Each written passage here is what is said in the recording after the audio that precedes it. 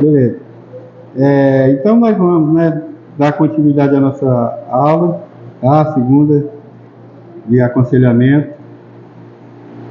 E eu vou pedir o Kleber para orar nesse momento. Kleber, ora por nós aí, meu filho, por gentileza. Para orar pela nosso encontro, tá?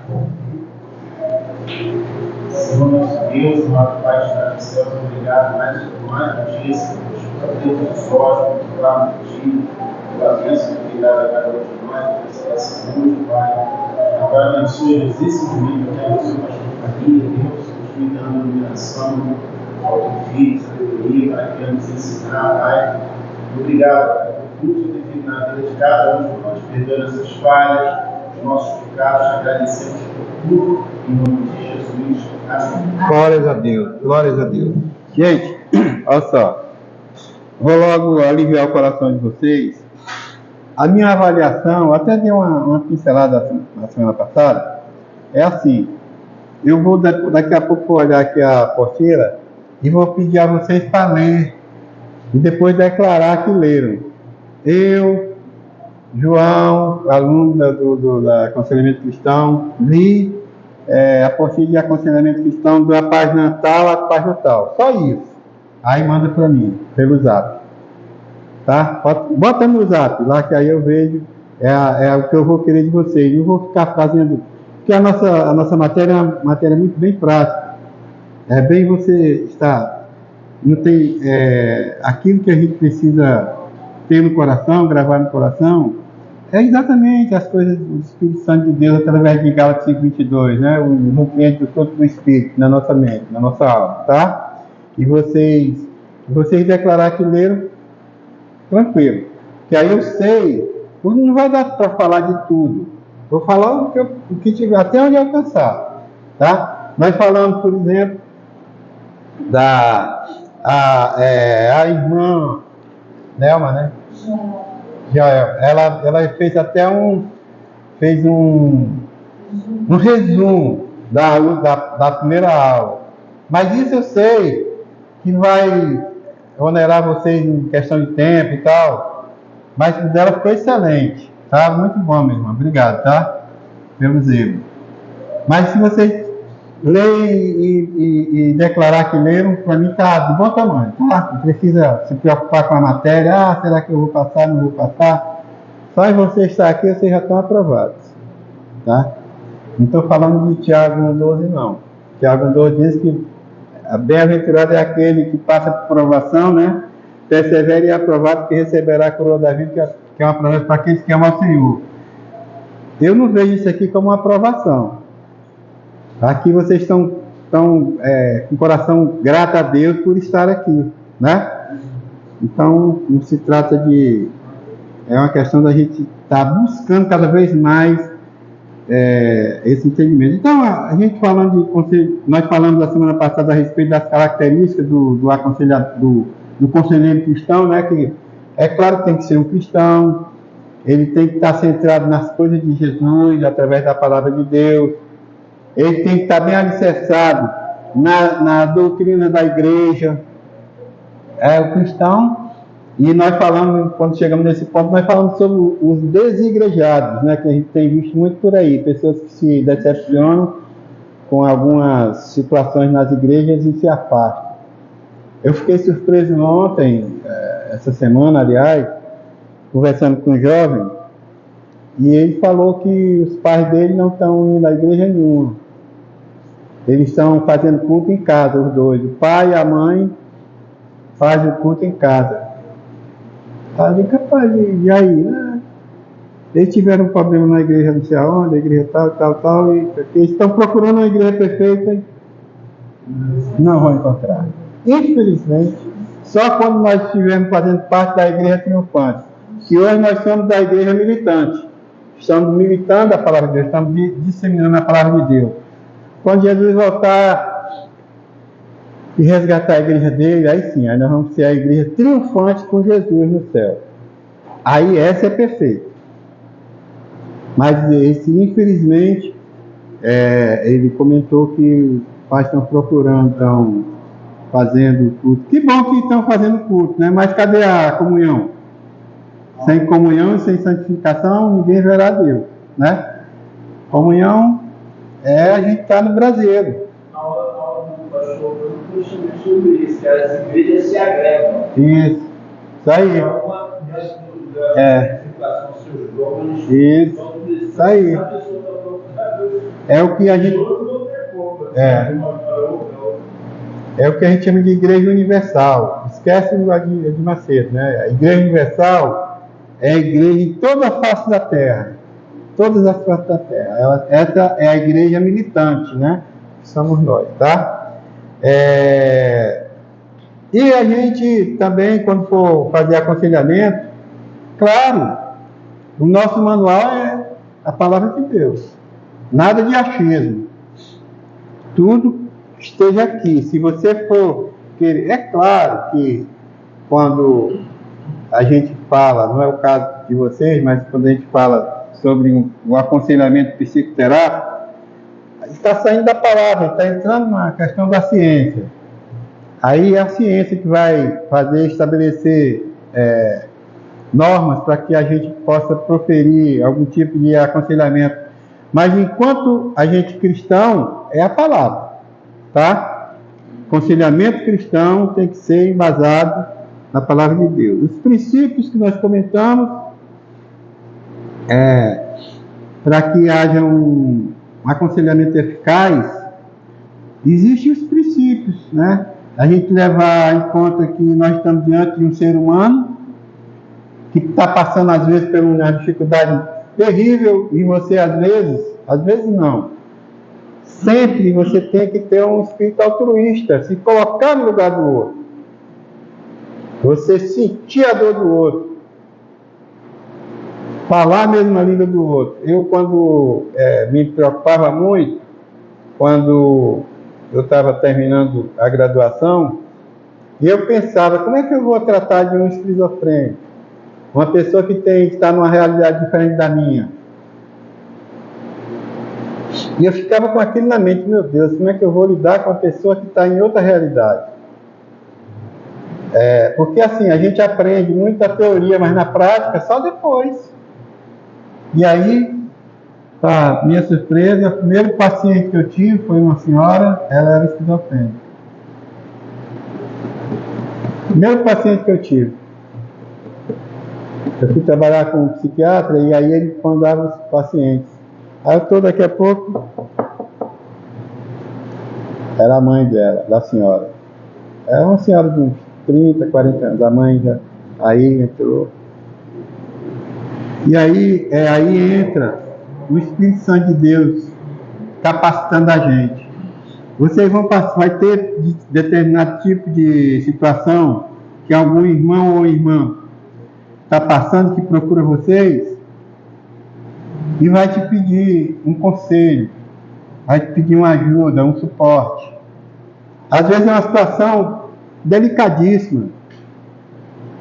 E a primeira coisa que você tem que botar na mente, Jesus, o Espírito Santo de Deus é contigo agora. E Ele vai te dar o escape, Ele vai te capacitar. Agora mesmo eu estou terminando a aula lá com os novos, preparando para batizar. O batismo vai ser dia 23 de junho, tá? Junho, no mês que vem. E o telefone toca, uma senhora chorando e me pedindo ajuda. Ajuda, no caso, não era ajuda psicológica, era uma ajuda para remover o marido para o hospital. E aí eu já fiquei pensando em vocês sem aula, já fiquei pensando numa série de coisas. Na mesma hora, Espírito Santo, eu falo mesmo, Espírito Santo, o que eu faço? Pergunta a ela quem mora perto dela, que seja da igreja. Não deu outro. Quem é que mora aí perto? Fulano. Eu digo, então daqui a pouco ele está aí. Aí, quem é que está na minha frente? A filha do fulano. Deus faz tudo, cara. Aí eu digo, já desceu correndo também, já deve estar indo, já deve ter levado. E assim Deus faz. Essa senhora viu na minha pessoa uma maneira dela aliviar a dor dela, de aliviar a preocupação dela, do suporte, né? Assim com vocês. Quando menos esperar vem, aí tem coisa que não está no seu alcance. Essa situação está no meu alcance? Tá. Eu dizer, aguenta aí, eu não vou dar aula, que eu vou lá dar suporte. E se for o caso, eu vou mesmo. Mas se tiver uma outra alternativa que dê para conciliar a situação do irmão ir lá dar suporte e eu vir para cá, é mais viável. Entende? É isso. Às vezes vocês vão ser colocados em posição assim, quando forem arguídos, forem procurados para dar algum tipo de suporte. Você, na mesma hora, você, Jesus, o que o Senhor faria no meu lugar? No teu espaço, o que faria Jesus? Ele te ajuda, filho. Eu não sou melhor nem pior do que vocês, nem vocês são melhor nem pior do que eu. Se ele me ajuda, ele ajuda vocês. Agora, cabe a gente pedir ajuda. Clama-me, responder-te-ei. Anunciar-te coisa grande e firme que tu não sabe. Fala comigo. Aí eu lembro da história de um garotinho que está no meio da sala, brincando com o carrinho dele, passando e tal. Aí tem uma mesa de mármore, uma mesa que a tampa era mármore, era pesadona, mesa de centro, né? E ele queria passar ali era a estrada dele. Aí ele vai, eu vou tirar essa mesa daqui. E ele empurra a mesa, não sai de lugar, bota os pés, a mesa não sai de lugar, e o pai está do lado, no sofá, sentadão lá lendo o jornal dele. Está só vendo o garoto. E ele empurrava, empurrava com o ombro e tal, nada, mas não pode. O que está vendo aí, cara? Eu estou querendo tirar essa mesa daqui e não consigo. Você já tentou de tudo? Já botei os pés, já fui ali, peguei uma vassoura, te empurrei, não deu, botei o ombro, botei tudo. Não dá, mas não dá nada aí. Tem certeza que não dá? Não dá, pai, não dá. Olha, rapaz, não dá. E aí ele empurrava e nada. Aí, tá vendo como não dá? Aí o pai vai dizer assim, você já me pediu ajuda? A ajuda está na frente dele. Aí o pai... É assim, meus irmãos, a ajuda está na frente, a ajuda está conosco, está dentro de nós, e nós, não, eu vou resolver, que eu sou um cara, que é cara nada, rapaz. Fala com ele, e nós acabamos de, clama-me, fala comigo, que eu te ajudo. Esforça-te, tem bom ânimo, que eu estou contigo. Às vezes a gente, e na hora do conselheiro, esse aconselhamento não é só dentro da igreja, não. Que o nosso ministério não se resume só na igreja. O nosso ministério ele é abrangente, socialmente falando, dentro da família, sócio-familiar e espiritual. Dentro da nossa família. Que importância nós sermos um conselheiro em potencial dentro da nossa família. Na minha consagração de pastor, o pastor José Cláudio terminou o processo e disse, agora você está com a palavra. E a primeira coisa que veio na minha mente, assim, de forma direta, no pastoreio, e eu abro um parênteses aqui para aconselhamento, o pastoreio / aconselhamento começa na nossa casa, começa na nossa família. Você buscar mansidão do alto, sabedoria do alto.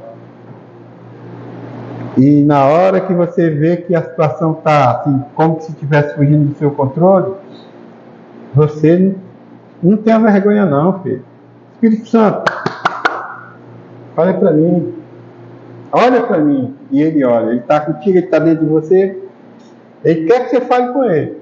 Ele vai te dar estratégia. Pode ter certeza absoluta sobre isso. Então, o princípio para a gente aconselhar de forma plena é a gente olhar para o nosso irmão como um ser humano e não fazer acepção de pessoas ou tentar assim, fazer algum tipo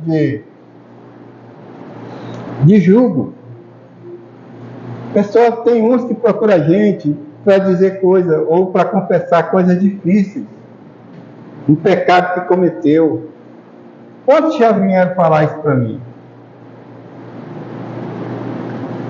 Aí você tem que se lembrar na hora que a pessoa, mesmo que você não cometa aquele tipo de pecado, mas você comete pecado. Às vezes não é aquele tipo de pecado que a pessoa está cometendo e está trazendo. É você saber que aquela pessoa é tão vulnerável quanto você, uma pessoa tão limitada quanto você. É você se colocar no lugar do outro, sentir a dor do outro. Pastor, eu fiz isso. Fez, filho, fez. Aquela mulher que foi pegar adultério, ela foi pega porque ela estava em adultério, sem dúvida. Mas Jesus, ele falou bem claro, quem não tiver pecado que atire a primeira pedra, que eles queriam cumprir a lei de Moisés. E todos se retiraram. Você pecou, você caiu, você teve uma recaída, tive. Pois é, vamos agora trabalhar no sentido de não repetir mais isso. Você está confessando.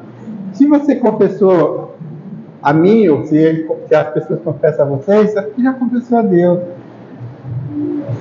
E aí a gente entender que é hora de abraçar e não hora de empurrar, de repulso. Por mais grave que seja o pecado que a pessoa cometeu,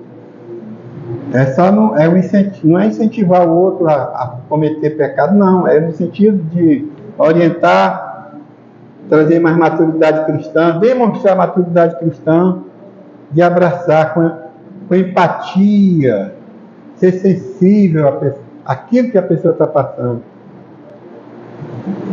E vocês vão ver, vai ter algum tipo de discurso que deixa a gente impactado. Poxa, mas você e tal. Não é nada de você estar julgando.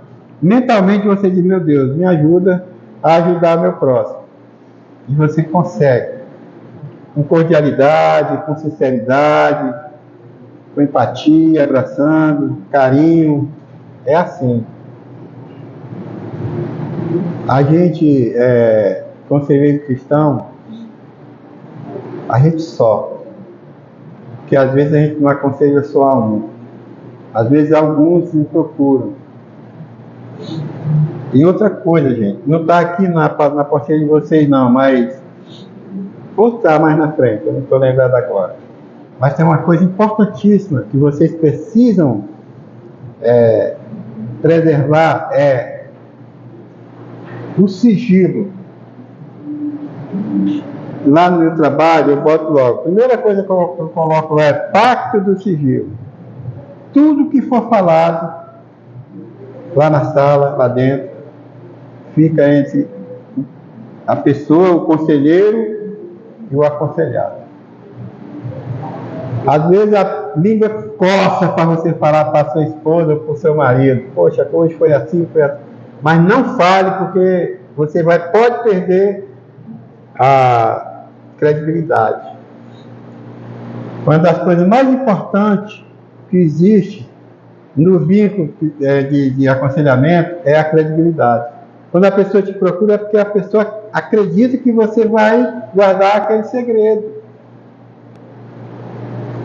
E quando quebra essa credibilidade, porque a pessoa diz, poxa, eu falei para o meu conselheiro, cara, ele está espalhando aí, só quem não sabe quem não veio à igreja, ou quem não assistiu pelo YouTube. Quem assistiu sabe do meu problema. Mas ele não, se fosse assim, ele ia vir, o irmão João, que está aí dirigindo o culto, dá licença, eu posso falar um minutinho, tá? Gente, eu estou passando por isso, fez isso. Aí eu falava logo, mas não, ele procurou o irmão, procurou a irmã, para externar aquilo que está magoando ele, às vezes para desabafar, e aí a pessoa vai disseminar, não pode. É por isso que eu estou falando isso para vocês, que é importantíssima a questão da credibilidade. Você saber que você está falando isso para um irmão ou para uma irmã, e ali fica. Não precisa mais, senão ali ia disseminar para todo mundo. Tá? É isso, a gente precisa ter cuidado. É um dos princípios de aconselhamento eficaz, é a credibilidade. Não está aqui. Ou se está, eu acabei não achando aqui. Então, nós vamos. Isso foi só um resumo, agora vamos para a herança familiar. Gente, olha, isso aqui é interessante. A herança familiar é muito importante, isso aqui principalmente em se tratando de família, né? Claro, de casal, de construir uma família estruturada. Porque assim, ó, você tem uma família A e uma família B, tá? Tem uma família A e uma família B. A família A foi estruturada lá no Rio Grande do Norte. A família B foi estruturada no Rio Grande do Sul. Vamos lá para a cultura, para os costumes. O costume da pessoa dormir lá no Rio Grande do Norte, eu vou falar coisas mais antigas um pouquinho, né? É dormir em rede. Todo mundo sabe que tem rede, muita rede no Nordeste e tal. A sobremesa lá no Rio Grande do Norte, rapadura. Bem comum, né? A roupa, a vestimenta lá no Rio Grande do Norte, por causa do calor, é camiseta, short, bermuda, bem leve. No Sul, nem existe rede, digamos. Se dorme numa cama com edredom e tal, por causa do frio e tal. A roupa é roupa fechada, com luva e tal, e tal, e tal. Rapadura nem pensar. Nem pensar, né? Porque lá é chimarrão, e pá. Percebe? Não é?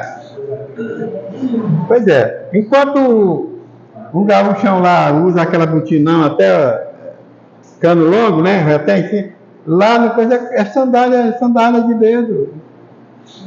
Percebe que um tem uma cultura bem diferente da outra? Tem, né? É claro que uma jovem que foi criada no Sul é diferente do jovem que foi criado no Norte.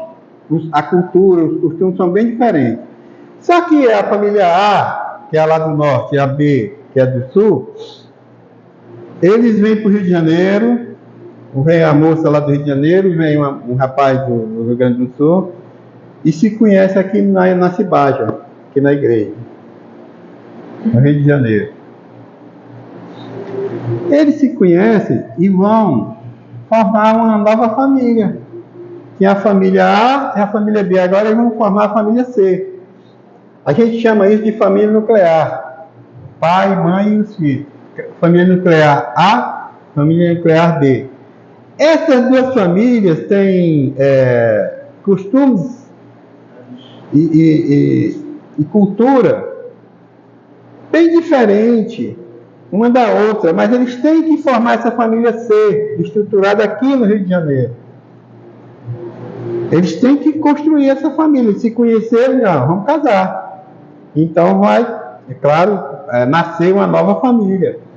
Só que vem um costume, uma cultura diferente da outra, o que vai precisar para haver essa união, né, essa coesão de costumes e cultura? É claro que o amor, em primeiro lugar, né, que vem, certo? Só que um vai ter que ter bastante paciência com o outro, para aceitar esses costumes e agregar esses, para poder ir se adaptando gradativamente, porque nós sabemos que nós somos produto do meio. Nós falamos sobre condicionamento, lembra que nós falamos na primeira aula? Condicionamento é o quê? Condicionamento são ações repetitivas, que vão se repetindo, que se tornam hábitos, se tornam costumes. Você de tanto estar vindo aqui para a aula do Instituto, quando chegar no final do ano que vocês se formarem, vocês vão imaginar vindo para a aula do Instituto, porque vocês estão condicionados à aula do Instituto.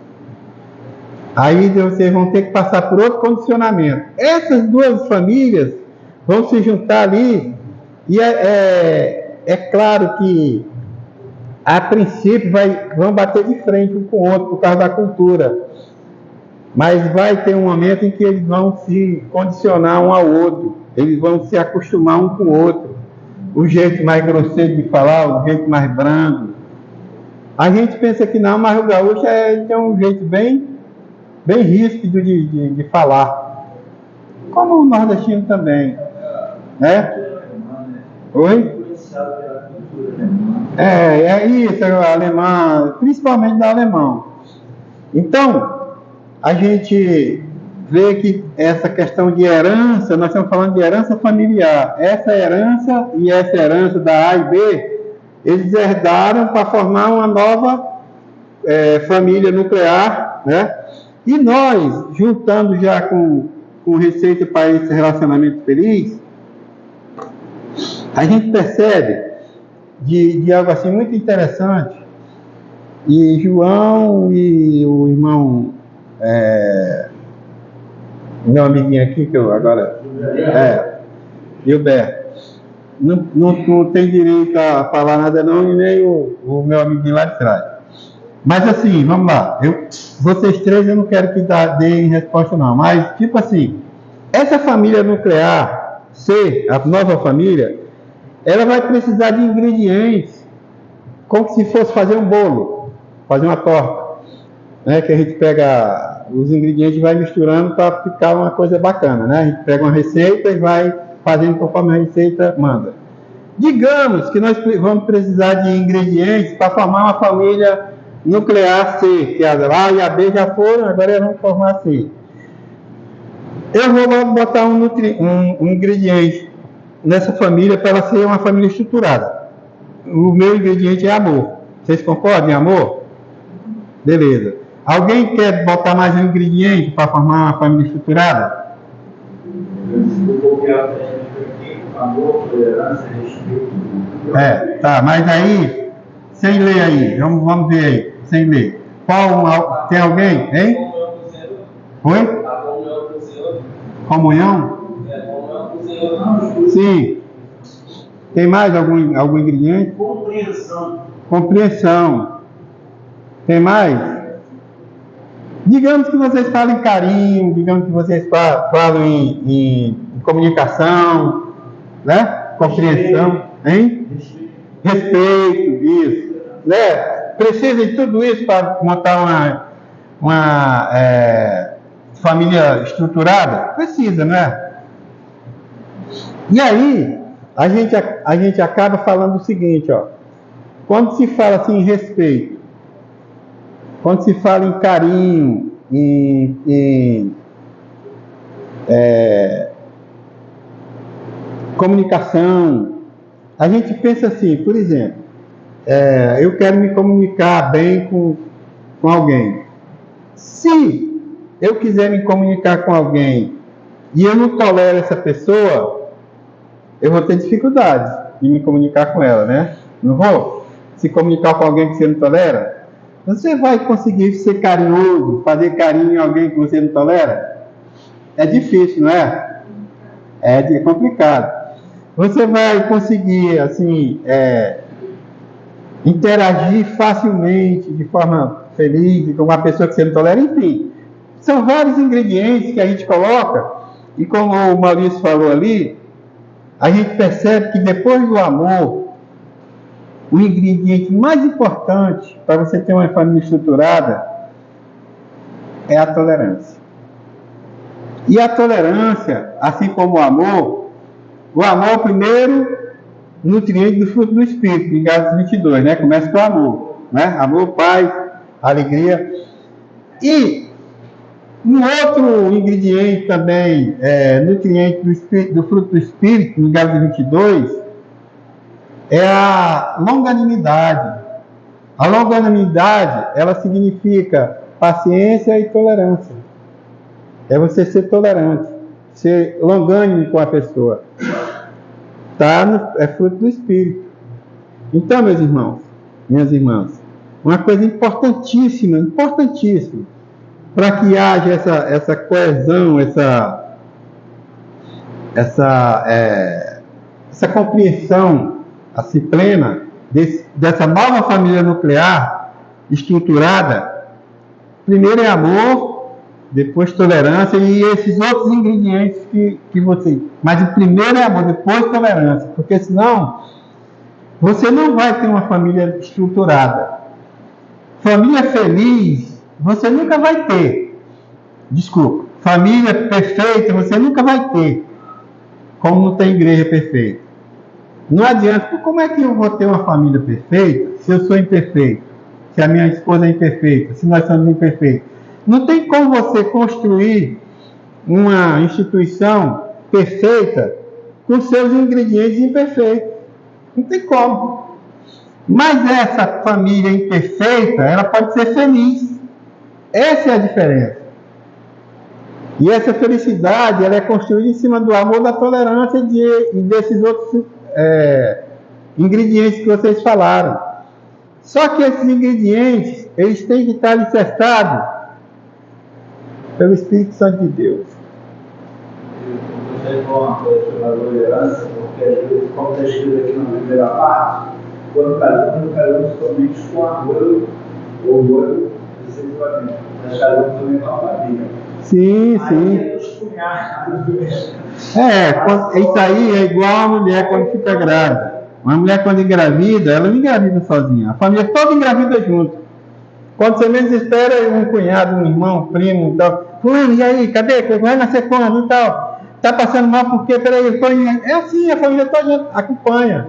É a mesma coisa. Você casa com a mulher, com a mocinha, ou a mocinha com o rapaz, ela está casando também com essa cultura, esses costumes, esses parentes também, né? E tem que ser tolerante. Às vezes eu brincando, eu já falei isso, uma vez eu estava falando desse assunto e minha esposa estava aqui na sala. E eu falei, depois em casa você pode dar o cascudo, agora não. Eu falei, aí ela é benção. Falei, Deus me colocou no mundo e me deu um ministério. O meu ministério que Deus me deu foi apagar as luzes que a minha esposa deixa acesa. Aí, por que isso? Às vezes a gente entra em conflito dentro de casa por causa de bobeira, cara. Se você entender que aquilo ali é uma obrigação sua, apagar a luz, você não vai brigar com ela. Aí eu estou lá na sala e ela diz, filho, você quer aquele suquinho bem geladinho? Eu digo, que beleza, só se for agora. Ela, então aguenta que eu jogo. Aí vai. Aí volta com o suco. E pelo corredor eu vi que a luz da cozinha ficou acesa. Aí ela vem e volta, aí eu digo, peraí, vai pra onde? Calma, já vou tomar esse suco tranquilo. Eu estava deitado na rede, me levantei da rede, fui lá, cheguei lá na cozinha e falei, posso apagar a luz? Deixei acesa. Pronto, aí veio ela rir, eu ri também, aí pronto, e a coisa vai. Na próxima vez que ela for, eu não vou tirar ele da rede, não, eu vou apagar a luz. Apaga, e as coisas vão se ajustando. Tolerância. Minha caneta está lá, eu estou lá fazendo meus trabalhos, está lá a caneta. Botou essa aqui mesmo, que é mais bonitinha, pronto. Está lá. Aí quando eu chego, eu vou pegar eu chego lá no meu escritório e vou pegar minha caneta. Não está ali. Não é possível. Só tem eu e ela aqui. Minha filha, cadê minha caneta que tá com o nomezinho? Ela, filha, eu deixei lá na varanda lá. Eu fui fazer um trabalho e deixei lá. Não tá tranquilo, eu pego e uso essa, acabou. Se eu não tiver a caneta aqui, eu não faço nada, que não sei o que, eu já falei com você. Pra que isso, gente? Você tem outra caneta? Agora, é claro que você, minha filha, usa. As minhas netas sabem disso. Chega lá em casa, elas usam o que elas quiserem, mas tem que botar no lugar de novo. Usou, bota lá. Pum. É assim. Tem um que usa e não bota, que é o João. O João é fogo. João não é você, não é meu neto. É porque ele gosta de papel, para fazer, ele fica ensinando a avó a fazer aquela, como é que é, pássarozinho, não sei o que, né? Faz aquele bocado de coisinha aí, pode pegar, vai lá na impressora, tira o papel, aí vai ensinar. É claro que não vai voltar para lá, porque já amassou, não precisa, né? Mas assim. Então, percebe como a tolerância é importante para uma família estruturada? É uma coisa boba. A pessoa que não conhece, as pessoas não têm. A família dele tem. Mas aí, minha filha, olha, às vezes. Até alguns Eu tenho problema no meu lado. Um dos meus filhos falou, não tem a coisa de Abraão, pecadores, Sim. só ele falou isso. Hum. Que em casa, os pais da família, e ele esquece dos pais. A Bíblia diz que o homem juntar-se a sua mulher, deixará seu pai, deixará seu pai e sua mãe. Ele não está dizendo abandonará, é deixar. Mas ele usa isso para não se voltar. Mas aí é deixar. Ó, presta atenção. O irmão Gilberto sai para trabalhar 6 horas da tarde. Eu acertei o horário? Não, quase, né? Tá. Vai para trabalhar, que ele trabalha à noite, eu sei, né? Que a gente já... Aí ele deixa a esposa dele em casa e vai trabalhar. No dia ele volta, ela está lá, claro. Ele não abandonou a esposa dele. Ele deixou a esposa dele para ir trabalhar. É diferente. Nós, quando casamos, nós deixamos nossos pais, mas não abandonamos. O que acontece? O que eu estou falando aqui é bonito, na teoria. O que eu estou falando aqui é bonito na teoria, só que eu estou comentando sobre família estruturada, família A e B, família nuclear, né? A e B. A família C, que vai começar a ser construída, que é o caso dos mais jovens, quando se casarem, vão começar. Se a coisa começar bem arrumadinha, bem direitinho, tendo esse tipo de amor, de tolerância e tal, há a probabilidade muito grande da pessoa chegar aonde eu chego o ano que vem, se Deus quiser, completar 50 anos de casado. E aí as coisas fluem. Mas se a coisa começar lá atrás, toda torta, para você consertar depois é muito difícil. Entendeu? Então isso que eu estou comentando aqui é bonito na teoria. É bonito. Mas é possível? Sim, é possível. Quando a gente coloca Jesus na frente, quando a gente coloca as coisas... Agora, sempre tem um ou outro que distorce e não conhece. Agora, se a coisa começar, como nós estamos falando na pregação recente, a criança está brincando com o outro e dizendo aqui, meu ônibusinho, meu ônibus. Aí o outro, não, rapaz, não é ônibus não, isso aí é um celular. Não, é de mentirinha, tá? É de mentirinha. Cara, você lá atrás, você tem que dizer assim, não é mentirinha não. Isso é de brincadeirinha. Porque a mentira que aquela criança está dizendo, ela está entrando na mente daquela criança e do outro de forma assim, bem devagar, bem tranquila. Mas aí ele vai assimilando, se condicionando, como eu falei, se condicionando de que a mentirinha faz parte da vida. E não faz. Eu já vi muitas pessoas dentro do ônibus dizer que eu vou pro Rio. Que está na fonte, mas ele está lá em cima, está lá aqui da Isabel. É uma mentira que eu fico assim. Vai ter mentira. Eu vou falar uma coisa para vocês. Você. É pouca coisa, mas é errado. É errado, olha só. Eu não sou certinho, não sou certinho, não sou. Eu sei que eu não sou. Mas olha, a minha filha, a minha primeira filha, né, mais velha, ela foi um rapaz lá em casa, apresentou para namorar com ela, ele foi e tal. Depois ele trouxe o pai dele, a mãe dele e a avó dele para conhecer a gente. O pai dele, a mãe dele e a avó. E aí, ele tinha um telefone lá de casa, naquela época a gente usava aquele fixo, né?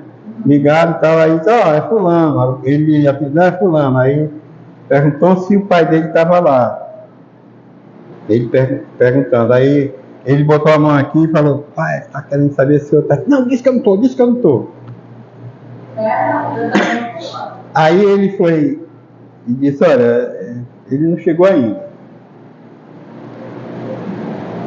Eu deixei terminar a coisa, eu estou lá na sala, eu, minha esposa, minha filha, tal. Eu sei que foi uma coisa grosseira, mas eu não quero nem saber se foi ou não grosseiro.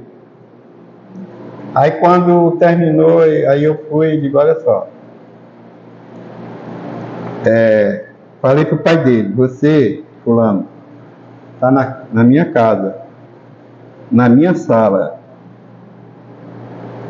bebeu suco da minha casa. E fui falando, cara, beleza, sem problema. Agora, tem uma coisa que eu peço a você para nunca mais na sua vida você fazer isso aqui em casa. Ficou assim. Todo mundo, né? Nunca mais na sua vida. Mas eu fui devagar, né?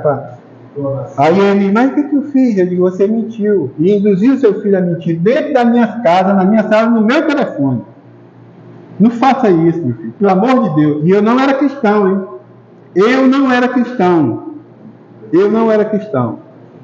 Ficou todo mundo. Aí eu digo, pronto, passou, eu já falei que eu não gosto de mentira. Entendeu? E onde eu trouxe isso? Família nuclear. Dos meus pais, da minha casa. E onde eu trouxe? Entendeu? Foi chato, foi. Esse senhor, a avó dele, a mãe dele, onde eu chegar, onde eu viver, se eles puderem, não deixam nem eu pisar no chão. De tanto carinho que eles têm comigo. Eles não me rejeitaram por causa disso não, filho. Porque isso é a verdade. Entendeu? Agora, ou você corta o mal na hora, lá atrás, ou então você vai ter problema depois. Ah, Faria, aí você é muito metido certinho. Tá, tudo bem. Pode me rotular do jeito que quiser. Só que não me pergunte de onde eu tirei coragem para fazer isso. E eu até vou responder isso. Foi da minha família nuclear, que não convivia com mentira. Mas e a mentira existe. Claro que existe, o maligno existe. E ele é o pai da mentira. Eu também me considero chata. Porque eu não gosto de mentira, eu não gosto de algumas coisas. E aí eles sabe, como se me separassem, como se eu fosse uma coisa errada aí no meio deles. Isso aí, filho, é difícil. Olha, essa dificuldade que a senhora tem, eu diria que quase todo mundo aqui tem. Porque quando a gente, olha, a Bíblia fala sobre isso. Quando a gente vive aquilo que a gente quer agradar o coração de Deus, a gente incomoda o mundo. Quem fica incomodado, filho, é porque não tem Jesus. Ah, não, mas ela é cristã. Será que é uma cristã genuína ou é um cristão genuíno? Né? Então, assim, a minha esposa sempre fala isso, filha, a gente tem que ir para a igreja sem olhar para a direita nem para a esquerda, tem que olhar para Jesus. Porque se a gente olhar para a direita ou para a esquerda, a gente se desvia, infelizmente. Tá? Então, tá, vamos lá, para a gente caminhar. Eu falei a respeito da herança familiar. Deu para entender essa questão da família nuclear? Vai sair? Pode ir. Deu para entender? Tem A, B e a C, que vai ser uma nova família nuclear e vai precisar de quê? De amor, tolerância, paciência, de... Já vai trazer também os costumes e a cultura. Né? Isso aí. Outra coisa que eu queria comentar não está aqui também não. Vocês, é muito legal isso, entrando já para o lado da ciência, uma coisa muito importante é você, no Google tem à vontade, é sobre o temperamento das pessoas. Você estudar o temperamento da esposa, estudar o temperamento do marido, estudar o temperamento dos filhos, do cunhado, do irmão, do gênero, das pessoas, do modo geral. Aí você vai lendo o temperamento e vai vendo onde a pessoa se encaixa. Né? Qual o temperamento? Eu acho que eu vou falar sobre isso depois, mas eu estou até adiantando. E aí é muito legal isso, porque você aprende a conviver com as pessoas e respeitar o temperamento do outro. Imagina Jesus tinha os discípulos dele com temperamentos diversificados, né? A gente imagina assim, pensa o Pedro, né? Pedro, do jeito que ele era explosivo, né? Do jeito que Pedro era. E de repente a gente lembra de João, que botava a cabeça no peito de Jesus. A diferença de comportamento, de temperamento, né? E às vezes nós tínhamos dentro da nossa família pessoas assim. São todas assim, igual o Pedro e João. Uns são muito elevados, outros são. Então, quando a gente lê sobre temperamento, você olha para o irmão Gilberto, por exemplo, aí já tem ideia do temperamento dele. Então você vai e respeita o irmão Gilberto por causa do temperamento dele. Porque isso aí leva até a gente ao perdão, sabia? Porque assim, ó, o perdão, ele se estabelece a partir do momento que você separa a pessoa dos atos que ela comete. Eu não sou bonita. Quando você separa a pessoa do ato, isso. Eu não julgo, Isso. mas no meu coração eu fico triste. Porque eu faço parte da família. Eu fui a Isso. matriarca, né? da Matriarca, família. Meu filho, no caso, que acha que a família deles é aquela. Isso aí. Eu não tenho mais família, eu não tenho que a família dele. É isso aí. A senhora vê a importância também, como nós estamos falando de temperamento, que dentro dessa cultura do norte e do sul, né, os temperamentos são diversificados também, claro, a forma de estar. Tem gente que tem pessoas que gostam de jogar futebol. Por exemplo, o Lucas é um jogador de futebol com potencial. Aí chega em casa com a chuteira dele, e choveu, aí ele vem com a chuteira cheia de capim, de lama. Aí quando chega na sala, naquele tapete tão bonito, todo felpudo, ele vai, tira os dois pés assim e deixa em cima do tapete. E entra para tomar banho. Todo suado. Quando sai do banheiro, sai molhado, joga a toalha em cima da... Cara, eu estou falando assim, mas ele não faz isso. Imagina a situação que fica em casa, né? Com pai, com mãe, com avó, com avô, com quem quer que seja, né? Então, às vezes ele tem esse hábito. E ele tem que, é claro que o pai, mas por isso que tem que começar desde cedinho. A criança chegou do colégio, tem criança que faz isso. Chega do colégio, arranca o sapato assim, as mesas e tal, e deixa no meio da casa e vai brincar. Bota teu sandália, teu tênis lá no lugar. Cara, quando for daqui a 3 meses, eu vou botar assim, porque a criança... Quando ela chegar, ela já vai lá, vou botar senão meu avô, meu pai, minha mãe, ou quem quer que seja, vai me chamar a atenção, como o caso da lâmpada, né?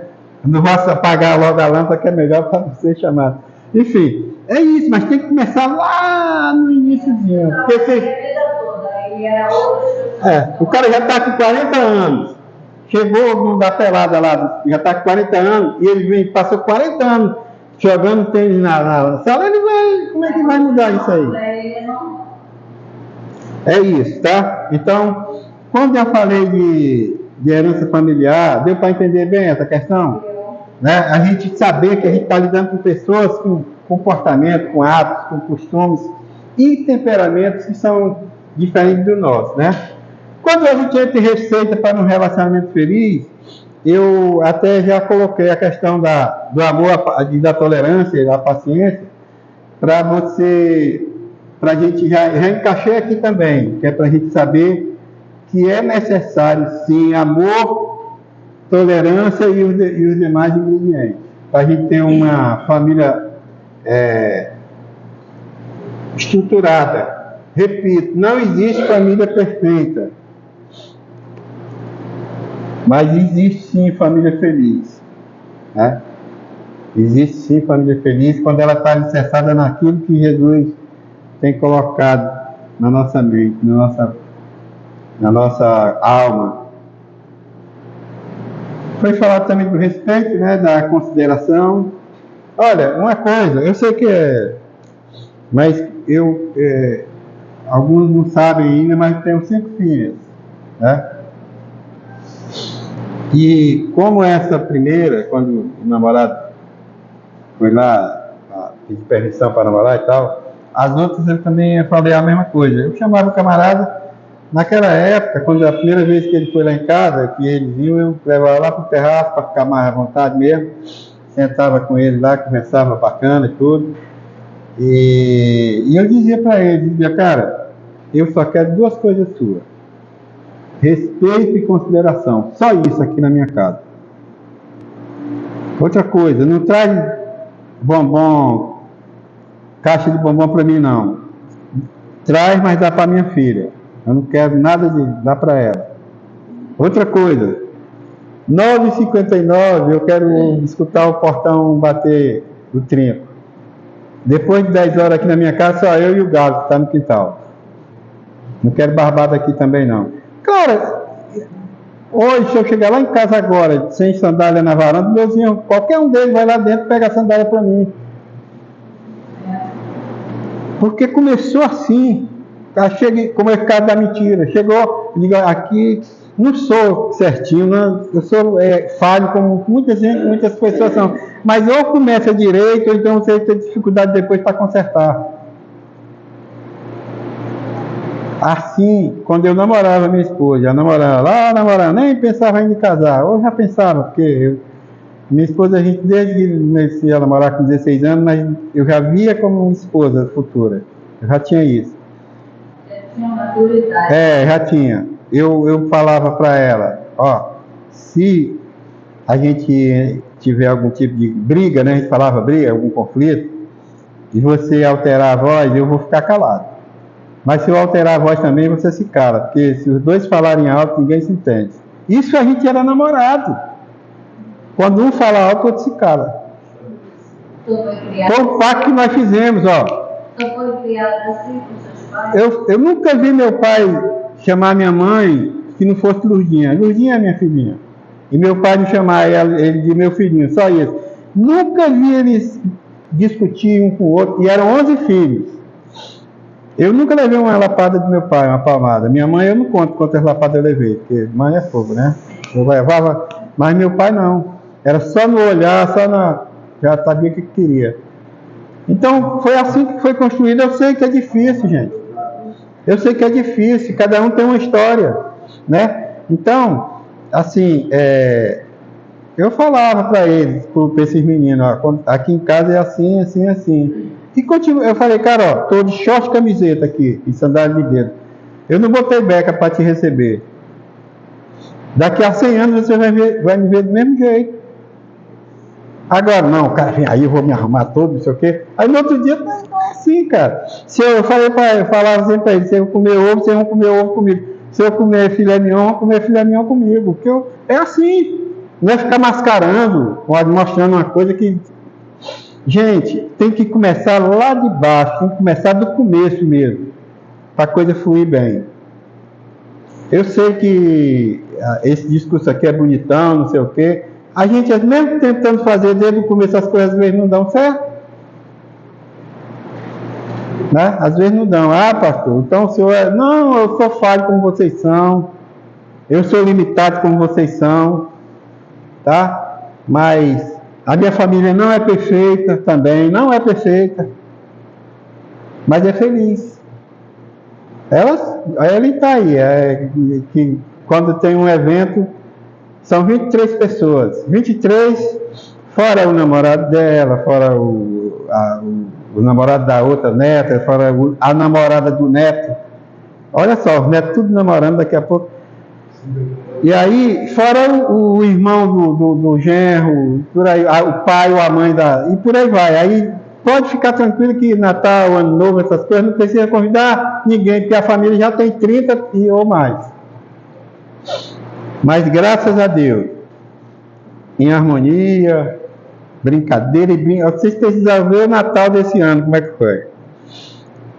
Aí, ela fica rindo. A minha filha com 46 anos, 47 eu acho já, o outro já está em quase 50, brincando de pique-esconde, Todo mundo. Imagina, por causa de criança. Mas por quê? Por causa da harmonia. E toda vez eu não me canso de falar isso aqui que vocês estão plantando, é para eles, é por que estão crescendo. Eu não tive isso. Entendeu? Eu trabalhei a vida toda. E hoje em dia, meus filhos, eu tenho um filho homem. Eles vão para casa da sogra. Eu fico sozinha em casa. Eles nem ela que vão para casa da sogra. Mas a gente faz assim lá em casa, ainda dá para fazer. O Natal a gente passa lá comigo e o Ano Novo a gente passa na casa de uma das filhas. Entendeu? Porque a gente normalmente vem para cá, para a igreja. Há 2 anos, de 2 anos para cá, o ano retrasado desse ano é que a igreja está fazendo a ceia aqui à noite, meia-noite. Mas antes não, aí a gente fazia na casa de um deles, de uma delas no caso. E aí, eu fico assim, assustado, porque essa turma todinha que eu estou falando, uns 30, brincando de forma intensa. E a gritaria, né? Ainda bem que é lá no mato. É lá no mato, não é lá no âmbito. Mas todo mundo é. E aí, aquilo ali é o reflexo, filho. É o reflexo. E aí quando eu falei, ela ficou logo rindo ali, tipo assim, lembranças agradáveis. Família estruturada, família que pode, mas não é uma família perfeita, né? É uma família que, mesmo imperfeita, é feliz, né? É assim que a gente precisa trabalhar. Ah, pastor, então é muito bom. Cara, é uma questão de você ir lutando. Eu sei, se a gente for querer consertar depois, é mais difícil. É muito mais difícil.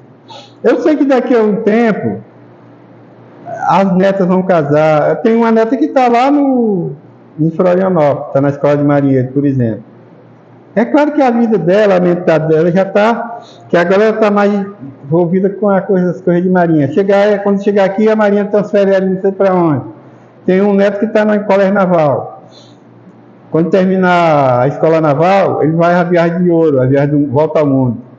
Quando voltar, filho, já vai casar, vai buscar o rumo dele, ele já não vai fazer parte, talvez, desses eventos de coisa, porque está em outra instância. Já está buscando outros caminhos. A gente não sabe, né?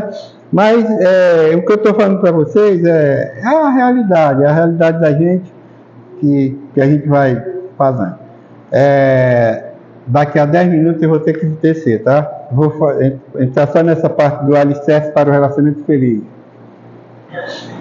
Aqui diz assim, algumas sugestões que podem ajudar no sentido da gente ter um relacionamento mais feliz. Quando eu estou falando sobre todos esses aspectos, meus irmãos e minhas irmãs, é porque na hora que as pessoas procurarem vocês para pedir aconselhamento, pode ter certeza que isso está envolvido, essa questão de família, sabe? Aliás, tem um assunto interessante também, que às vezes eu comento com os casais, quando às vezes estão em conflito, vão pedir ajuda, pedir aconselhamento. Uma coisa muito interessante que tem acontecido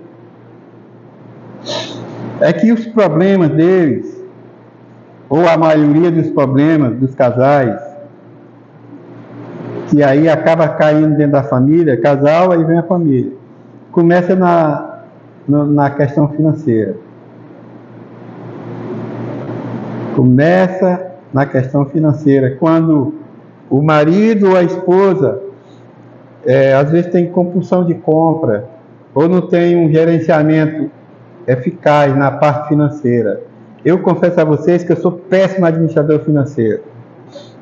Minha esposa diz assim, filho, só tem nós dois, lá ali compra R$2 de pão que dá pra gente. Tá bom, filho. Aí quando eu volto eu venho com 3, 4 bolsas de pão, bolo, não sei o que. Meu filho, se ela for comprar, ela traz R$2 de pão. Então, comprar um pouquinho dos outros ainda. Eu já trago mais, porque eu sou... hoje não, porque agora tem facilidade de pagar por aqui, não sei o que e tal. Mas em 1900 século passado,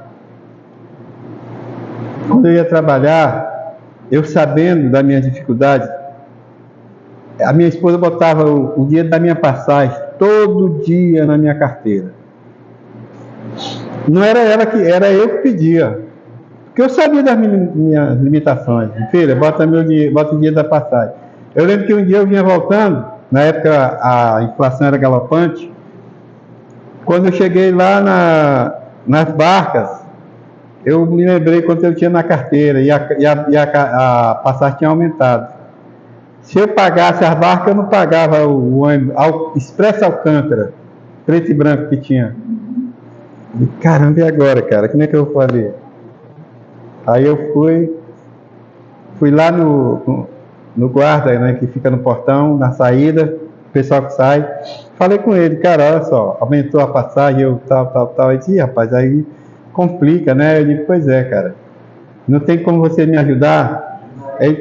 Aí ele falou assim, cara, é difícil. Porque assim como eu falei, muitos iam ali e falavam também, né? Aí eu fui e usei da minha carteira. Peguei a minha carteira e mostrei, ó, eu sou marinheiro. Ó, cara, tu é marinheiro, por que tu não falou logo, cara? Pô, tu é marinheiro, cara. Eu disse, pois é, cara. Ele disse, não, claro.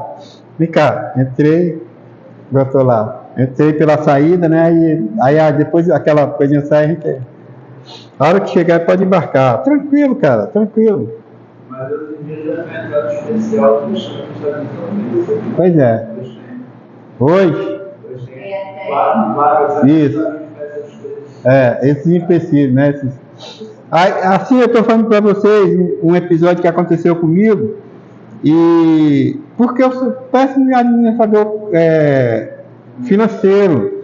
Hoje em dia, pelas limitações da minha esposa, eu faço, mas aí eu criei uma planilha, não sei o que, aí eu, graças a Deus, tenho trabalhado pela ação divina, me ajudando mesmo. Aí eu já acostumei também, né? Me adaptei, já me condicionei aí a fazer, porque ela tem dificuldade com questões assim. Se der isso aqui para ela vai ter dificuldade para produzir.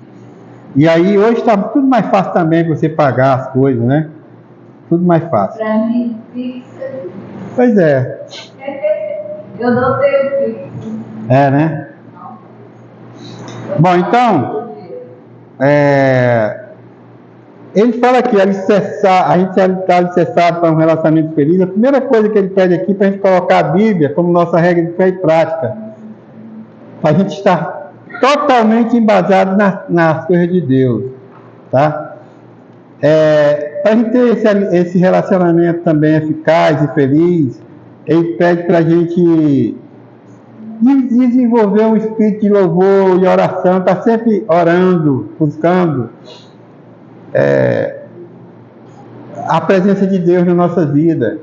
Meus irmãos e minhas irmãs, tem uma coisa que a gente tem feito muito também, quando você tem uma dificuldadezinha com o irmão ou com a irmã, eu e minha esposa, às vezes a gente, como eu dei o exemplo da caneta, uma coisa boba pra caramba, mas às vezes sai faísca por causa de uma caneta. Às vezes sai. Poxa, mas por que você não fez assim, não foi assado? Aí ela fica bicudinha comigo, eu fico bicudinho com ela. Isso acontece muito na relação. E fica um clima terrível dedicado, um clima ruim, difícil, pesado. Cara, sabe o que a gente faz? A gente faz isso constantemente quando acontece essas coisas. Vem cá, filho. Vai lá pro quarto. Primeira coisa que faz, ajoelha no pé da cama, ela se ajoelha do lado. Minha esposa é movida à oração. Aí eu começo, Jesus, obrigado pela esposa que o Senhor me deu. Eu preciso de mais mansidão, eu preciso de mais tolerância na minha vida. Ela não merece o marido que tem, eu sou falho. Aí eu começo a enaltecer a conduta dela e pedindo a Deus paciência, pedindo a Deus amor, e abençoa a nossa convivência, que já está para completar 50 anos. Pois é, aí ela começa a orar. Quando ela começa a orar, ela começa a encher minha bola também. Aí quando a gente sai dali, sai de mãozinha dada, abraçadinho. Cara, é um bálsamo. A gente está sexta-feira de manhã, agora, anteontem, eu vi que ela não dormiu bem. Aí de manhã, ajeitando as coisas para vir, né, para vir trabalhar aqui, e eu vi que ela estava... Aí eu falei, filha, parece que você... Ela disse, eu não sei, não dormi muito bem, não dormi... Estava tudo legal, só que ela não dormiu bem. Aí eu digo, olha só, a nossa família é grande. Quando a gente perde o sono, e você não tem motivo para ter perdido o sono, que você tomou seus medicamentos, que ela tem a dificuldade dela e ela toma os medicamentos e dorme bem. E você não tem motivo. Filha, se você não conseguiu dormir, eu entendo que é o Espírito Santo de Deus te incomodando para orar. E ela baixou a cabeça, tipo assim, Aí eu digo, então nós vamos orar agora. Não tem negócio para deixar para amanhã não, mas para depois. Vem cá, a gente estava lá ajeitando as coisas lá na varanda para poder botar no carro. Estamos lá, vamos orar, orando, perdemos uma hora de tanto tempo que oramos. Gente, a gente saiu dali, parecia que a gente estava flutuando. Ó. Cara, é algo assim maravilhoso. Aí oramos pela família, oramos pelos filhos, pelas filhas, pelos netos, todo mundo, eu não sei, gente lá de Fortaleza, a família de lá, que a irmã dela há 2 semanas atrás faleceu, né? Então tudo isso, eu tenho conversado com meus parentes de lá, os parentes dela no caso, e enfim, é assim, isso que ele está falando aqui para nós, para a gente estar alicerçado sempre em oração, buscando, cantando louvores se for o caso, procurar ter uma comunicação aberta, né? Transparente. E uma coisa importantíssima é liberar perdão, que nós comentamos aí, tá? Eu sei que a nossa hora já está indo e eu vou parar por aqui porque a gente vai para a reunião agora. Gente, nós paramos.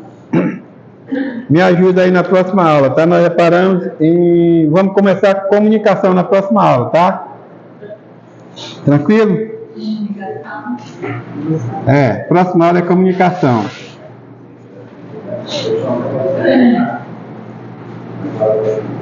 Vocês, quem puder mandar uma mensagem para mim depois, durante essa semana, a senhora não precisa não, tá? A senhora já fez. Vocês botem lá que leram a apostila até o alicerce para um relacionamento feliz, tá? Até fazer objetividade. Até antes de comunicação. Só até isso, só até aí. Não. Você já tem?